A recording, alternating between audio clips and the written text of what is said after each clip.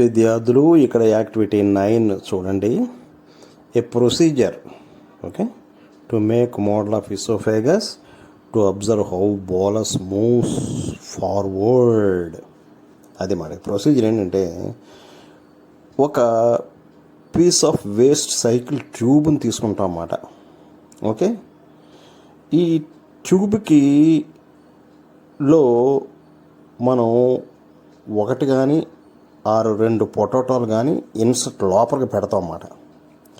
ఇప్పుడు ఏం చేయాలి, ఇసోఫేగస్ ఎలా లూబ్రిగేట్గా ఉంటుందో అలా లూబ్రిగేట్ చేయడానికి ఇన్సైడ్ని ట్యూబ్లో విత్ ఆయిల్ వేస్తాం అన్నమాట. ఓకే, అలాగే ఈ బోలస్ని పొటాటో కింద పోలుస్తున్నాం అన్నమాట. ఈ బోలస్ని కూడా పొటాటో కింద పోలుస్తున్నాం కాబట్టి పొటాటో కూడా ఆయిల్ ముద్దలా ఉంటుంది కదా, ఆయిల్ పాముతాం అన్నమాట. ఈ ఇన్సర్టెడ్ ఆయిల్ కోటెడ్ పొటాటోస్ని ట్యూబ్లో పెడతాం అన్నమాట. ఇప్పుడు ఏం చేస్తామంటే మన చేత్తోటి పొటాటోని పుష్ చేయండి కిందకి బై స్క్వీజింగ్ ది ట్యూబ్ అన్నమాట. In the same way the walls of the oesophagus secrete చేస్తుందన్నమాట స్లిమీ సబ్స్టెన్స్ కాల్డ్ మ్యూకస్. ఈ mucus lubricates the walls of oesophagus and also protects from damage అన్నమాట.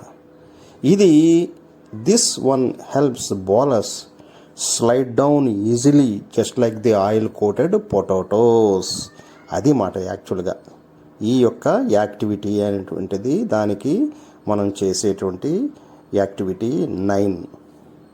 ఇక్కడ విద్యార్థులు క్వశ్చన్ అవర్ వచ్చేసింది. How do you squeeze the tube to make the potatoes pass through? దీనికి answer ఏంటంటే yes, we must squeeze the tube just above the potatoes మాట to make them pass through the tube. Push చేయడం అన్నమాట. Okay, ఇక రెండో question, did you think that the muscles in the wall of the esophagus have to do something like this? Definitely yes.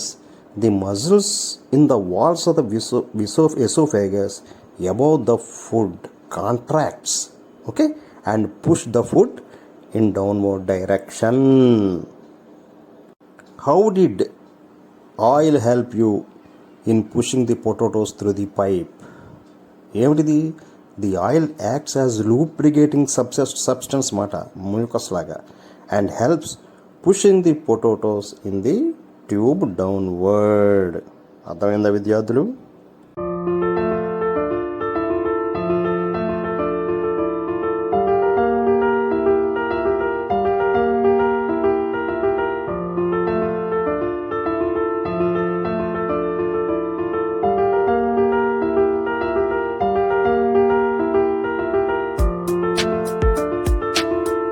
చూడండి విద్యార్థులు, peristaltic movement పైన చూపించిన విధంగా చూడండి ఎలా కిందకి దిగుతుందో. కాంట్రాక్ట్ అవుతుందన్నమాట, ముందు పుష్ చేస్తుందన్నమాట కాంట్రాక్ట్, పుషింగ్ మాట కాంట్రాక్ట్ అంటే. పుషింగ్ తర్వాత రిలాక్స్ అవుతుంది చూడండి హాయిగా పెద్దగా అయ్యి. మళ్ళీ ఏమైంది, మళ్ళీ అక్కడ కాంట్రాక్ట్ అవుతుంది, మళ్ళీ కాంట్రాక్ట్ అయ్యి మళ్ళీ రిలాక్స్ అవుతుంది. సో ఈ పెరిస్టాల్టిక్ మూమెంట్ ఏంటంటే కాంట్రాక్షన్ అండ్ రిలాక్సేషన్ ద్వారా పుషింగ్ అండ్ పుల్లింగ్ ఎఫెక్ట్ ద్వారా చక్కగా వేవ్ లైక్ ఫామ్లో ఇసోఫేగస్ నుండి బోలస్ స్టమక్లోకి వెళుతుంది. అర్థమైందా విద్యార్థులు? ఇక స్కిమాటిక్ డయాగ్రామ్ చూద్దాం మనం. ఓకే, మొట్టమొదటి చూద్దాం. Long tube upper end connects to pharynx. ఇది ఇసోఫేగస్ అనేది ఒక లాంగ్ ట్యూబ్ మాట. అది ఎక్కడ కనెక్ట్ అవుతుంది? ఫారింగ్స్. మన ఫారింగ్స్ అని చదువుకున్నాం చూసారా, అది ఫారింగ్స్ కనెక్ట్ అయి ఉంటుంది అన్నమాట. అక్కడే ఎపిగ్లాటిస్ అవి ఉంటాయి, మేము చదువుకున్నాం మనం. ఓకే, ఇది ఏమిటిది?